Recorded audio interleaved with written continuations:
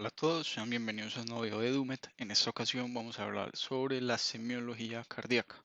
En un próximo video vamos a hablar sobre la semiología del sistema vascular. Para hablar sobre la semiología del sistema cardíaco, lo básico y lo esencial son una anamnesis muy completa y exhaustiva y una historia clínica bien descriptiva. En este caso necesitamos la edad, porque por ejemplo personas entre los 40 y los 50 años tienen mayor riesgo de infarto.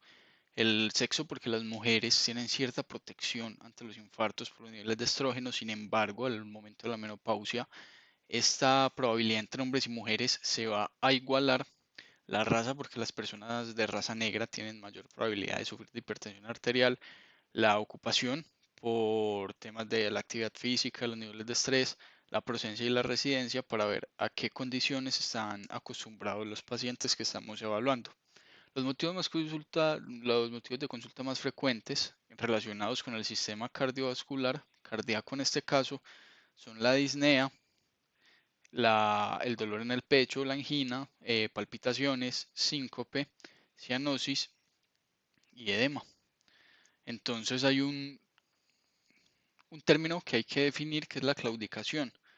La claudicación es un dolor que aparece con el ejercicio y desaparece y desaparece en reposo. La claudicación aparece cuando la obstrucción de una arteria es mayor al 60%. Eso ya es cuando una arteria está bastante, obstruida. También hay que diferenciar entre angina e infarto. La angina es el dolor de pecho. Ambas tienen, como podemos ver, casi que los mismos síntomas. En la clínica es muy difícil diferenciar entre una angina y un infarto. Ambos tienen dolor precordial, ambos sensación de opresión, ambos disnea, ambos sensación de muerte. El cambio viene en que cuando el paciente sufre angina, cuando el paciente para, el dolor también para. En cambio, en el infarto, el paciente incluso en reposo sigue sintiendo gran dolor. Siguiendo con la semiología, hay que mencionar que los pacientes con insuficiencia cardíaca congestiva hacen disnea paroxística nocturna. Al ponerse en decúbito supino, o sea, en acostarse, aumentan el retorno venoso porque se reacomodan los líquidos y esto puede provocar un edema pulmonar a largo plazo. También es importante mencionar y diferenciar entre edema matutino y edema vespertino. El edema matutino es ese que se da por las mañanas y es generalmente relacionado con problemas renales, mientras que el edema vespertino es ese que se da en la tarde-noche y se relaciona más directamente con problemas cardíacos. También hay que saber diferenciar entre una disnea pulmonar y la disnea cardíaca. Recordemos que la disnea es la dificultad para respirar. Entonces, algunas características de la disnea cardíaca es que esta aumenta con el ejercicio, tiene relación con el ejercicio, pues se aumenta la capacidad de trabajo. En la disnea pulmonar no hay relación con el ejercicio. En la disnea pulmonar no vamos a ver edema y en la disnea cardíaca sí. La disnea pulmonar no tiene horario, la disnea cardíaca sí tiene, generalmente la vemos por las noches.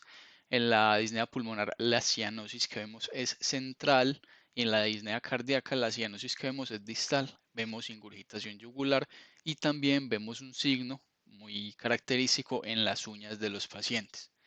En la disnea pulmonar los pacientes sienten constante asfixia y para su solución es necesario usar broncodilatadores porque se debe a broncoespasmos. Y la disnea cardíaca se soluciona con más almohadas, duermen prácticamente sentados, eso se llama ortopnea. Si se sospecha, hay que preguntar por el número de almohadas con el que duerme. Generalmente cuando el paciente responde que es más de una, hay que empezar a sospechar de disnea cardíaca. Los otros signos y los otros síntomas que vemos en la consulta son las palpitaciones y el síncope. En las palpitaciones generalmente se dan por un aumento del gasto cardíaco relacionado con el ejercicio y en el síncope es importante diferenciar entre tres cosas, el síncope, la lipotimia y el desmayo. Es básicamente que el síncope es inmediato, pero en la lipotimia el paciente siente que se va a desmayar, el paciente siente pues que se le están yendo las luces y posiblemente se desmaya. Y también otro aspecto que es importante resaltar, que es la diferencia principal entre un síncope y un desmayo, es que el síncope dura menos de 2 minutos y el desmayo generalmente dura más de 2 minutos. Es importante realizar una anamnesis para determinar Para caracterizar bien la disnea que está sufriendo el paciente, hay que preguntarle, ¿no le entra aire? ¿Le falta aire? ¿El aire entra pero no le sale? También hay que hacer pues una muy exhaustiva como qué, cómo, cuándo, dónde, por qué, a qué horas, como en todos los sistemas del cuerpo humano. Es importante relacionar y darse cuenta si es una disnea de inicio súbito o si es una disnea de instauración gradual. La de inicio súbito tiene relación con síndromes coronarios agudos, enfermedad valvular aguda y edema pulmonar. Por su parte, la instauración gradual tiene que ver con la insuficiencia cardíaca, la enfermedad valvular crónica y la constricción pericárdica. Es importante en la disnea tener en cuenta ciertos patrones de respiración. Hay unos patrones, pues si estos se invierten, hay que hacer un estudio más exhaustivo. Por ejemplo, los niños generalmente tienen una respiración más abdominal, mientras que las niñas tienen una respiración más torácica. También hay que prestarle atención al patrón de Cheyne-Stokes. Otra disnea que es importante es la disnea paroxística nocturna. Los tipos son de paroxística nocturna, de pequeños esfuerzos, de medianos, de grandes esfuerzos. Una de pequeñísimos esfuerzos es la disnea de Toilet. Aquí tenemos la escala de la disnea para hacer la clasificación anteriormente expuesta. Grado 0 al realizar ejercicio intenso. Grado 1 andar en llano o pendiente poco pronunciada. Grado 2 es parar a descansar en llano con ritmo normal. ¿A qué se refiere uno con ritmo normal? Tomando como referencia una persona de la misma edad. El grado 3 es después de pocos minutos de caminar en llano. 100 metros también puede ser considerado en grado 3. Y grado 4 es cuando ya la disnea, la dificultad para respirar, se dan actividades muy cotidianas, como vestirse, desvestirse. Un dato curioso es que si el diámetro del cuello de un hombre es mayor a 42 centímetros y el de mujer es mayor a 38, esa persona está destinada a roncar. Y si el perímetro abdominal a la altura del ombligo en hombres es mayor a 110 y en mujeres mayor a 100, también esa persona está destinada a roncar. Vamos a pasar ahora, después de las disneas, a las apneas. La apnea es la ausencia total de la respiración y esta apnea tiene varios tipos. La normal, pues la apnea del sueño normal es cuando uno deja de respirar hasta 5 veces por hora, no se considera algo patológico. La leve es de 6 a 10 veces por hora, la moderada de 11 a 20 veces por hora y la severa es cuando se deja de respirar más de 30 veces en una hora. Esta apnea del sueño se relaciona con, pues es considerada como una enfermedad multisistémica. Aquí esta imagen de un niño amarrándose los zapatos quiere decir que cuando una persona es incapaz de tomar esa postura, es un signo de insuficiencia cardíaca. Esa persona no lo puede hacer porque la compresión abdominal va a aumentar el retorno venoso. También es importante tener este signo en cuenta, el signo de Levin, que es característico de infarto, es cuando las personas llegan con las manos en el pecho. Sin embargo, hay que tener en cuenta que un dolor en el pecho no siempre es cardíaco, puede tener otras causas. Algunas enfermedades importantes del sistema cardiovascular son estas. La primera es la enfermedad coronaria estable. Aquí es importante reconocer la angina típica. Hay dolor torácico, es provocado por esfuerzos y se alivia con nitratos. Para que sea una, un dolor de tipo cardíaco, debe cumplir al menos con dos de estas condiciones. Cuando no cumple con dos de estas condiciones, no se va a considerar un dolor de origen cardíaco, sino que se considera que es un dolor originado en otra parte. El síndrome coronario agudo es importante, esa cifra de 20 minutos, porque si el tiempo del dolor es menor a 20 minutos, se considera una angina. Si el tiempo en el que duele el pecho es mayor a 20 minutos, hay que pensar en isquemia e incluso en infarto. Cuando uno se enfrenta a un síndrome coronario agudo y ve a un paciente con palidez, sudoración, irritabilidad, náuseas, se debe dejar llevar por la clínica porque existen infartos silenciosos y anginas escandalosas. Entonces lo mejor es internar al paciente y hacerle las diversas pruebas. Las CPK, que son las creatininfosfoquinasa, y el electrocardiograma pueden arrojar los primeros cambios en caso de un infarto. Entonces se mandan esos dos análisis y, y si las CPK aparecen elevadas y aparecen los hallazgos en el electrocardiograma, se considera que es infarto. Después se hace la prueba enzimática más famosa, que son las troponinas, la fracción MB de ellas, y ya es para confirmar el diagnóstico. La pericarditis hay que tenerle cuidado porque es una enfermedad que es poco frecuente, pero que es sumamente letal. Aquí hay un déficit de pulso en la mano, es decir, el pulso que auscultamos es muchísimo mayor que el que podemos palpar en la mano. Lo vemos también en, pues otro síntoma de estos es el dolor precordial. En la semiología es importante el examen físico. En la semiología cardíaca la inspección es relevante porque hay que ver el color que tiene el paciente, el aspecto, la respiración y la marcha. También es importante tener estas tres condiciones presentes porque pueden acarrear con diversos problemas cardíacos. El síndrome de Marfan puede cursar con dextrocardia. Las lesiones de Janeway son hemorragias que ocurren en la pericarditis bacteriana y la sífilis puede cursar con valvulopatías.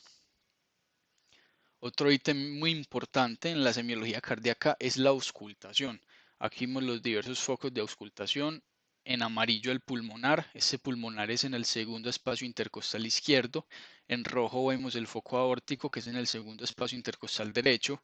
En verde vemos el foco aórtico accesorio o mesocárdico, que es en el tercer espacio intercostal izquierdo. En azul vemos el tricúspide, que es en el sexto espacio intercostal. Y este rosado lo vemos, pues es el mitral, que aparece en el quinto espacio intercostal izquierdo con la línea medioclavicular. Al momento de auscultar es importante definir ciertas cosas.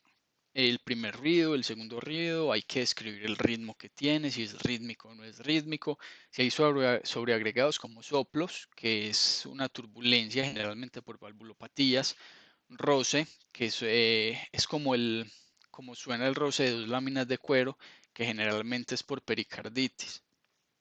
Aquí tenemos la intensidad de los soplos. Esta es la escala de Levin, el mismo nombre del signo de Levin. Y tenemos que el soplo grado 1 es apenas perceptible, el grado 2 es suave sin frémito, el grado 3 es soplo más intenso que el grado 2 sin frémito, el 4 es soplo más intenso y en este sí hay trill, el grado 5 muy intenso con frémito, audible con leve contacto del fonendo, y el grado 5 es muy intenso y se puede escuchar hasta sin el fonendoscopio. En la palpación hay que tenerle cuidado al tórax, hay que buscar si hay zonas dolorosas o que crepiten y también hay que hacer la prueba del reflujo hepatoyugular. Entonces, esto se da más que todo en la insuficiencia cardíaca congestiva, que es cuando uno presiona la zona hepática o la zona pues del hígado, se ve en el cuello una ingurgitación yugular. Y la percusión es poco relevante en la evaluación del sistema cardiovascular.